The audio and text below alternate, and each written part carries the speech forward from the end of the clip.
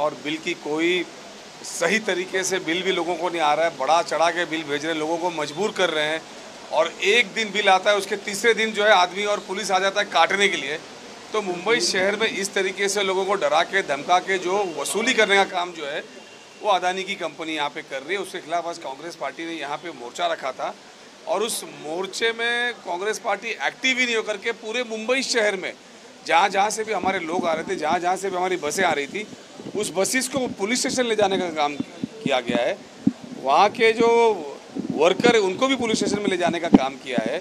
मेरे ख्याल से ऐसा लग रहा है कि जैसे आज़ादी से पहले ही अंग्रेज लोग जिस तरीके से इस देश के अंदर आए थे और देश पे कब्जा किया था, अब लगता है कि आने वाले दिनों के अंदर ये पूरे देश के अंदर अदानी जी का कब्जा होने वाला है।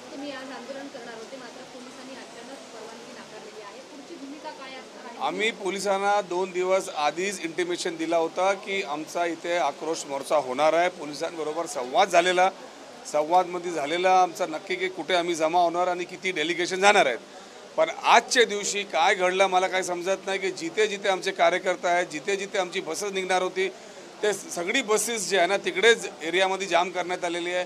बसेस पोलीस स्टेशनमध्ये नेण्यात आलेली आहे। बसेसमध्ये जे आमची लोक बसलेली त्यांनाही पोलीस स्टेशनमध्ये जमा करण्यात आलेला आहे। हे काय चाललं मला वाटत नाही की डेमोक्रेसी राहिली आहे की नाही।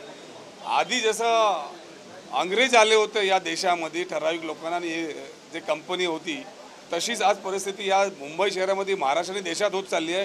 हा मुंबई किंवा महाराष्ट्रामध्ये जी परिस्थिती अख्ख्या देशामध्ये लोक हे परिस्थिती बघत आहेत। मला नाही वाटत की काय ज्या पद्धतीने या पोलिसा व्यवहार होत आहे हे म्हणजे जे इकडचे नागरिक आहेत त्यांचा समस्या ते जाणून घ्यायला तयार नाही। मला असं वाटतं की हे कार्यक्रम ते होऊच देणार नाही आणि हे पोलीस स्टेशन किंवा या इथे राज्य जे ते अदानीच चालवतो। आता पुढची रूपरेषा काय असेल? 100% त्यांना तर आम्हाला मोर्चा काढायला परवानगी दिली नाही, पण मोर्चा त्यांना काढायला आम्हाला लोकांसाठी काढायचंच आणि काढणारच। आणि तिकडनं काढून नाही दिलं तर आम्ही इथे सगळे बसणार पोलीस स्टेशनमध्ये।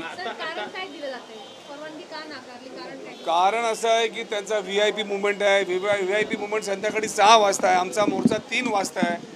खरं म्हणजे आता अदानीचे लोकांनी या पोलीस स्टेशनमध्ये एक पत्र दिलं आहे आणि पत्रामध्ये त्यांनी लिहिलं आहे की आम्ही फक्त डेलिगेशनला आतमध्ये अलाव करू, आम्ही डेलिगेशनच जातोय।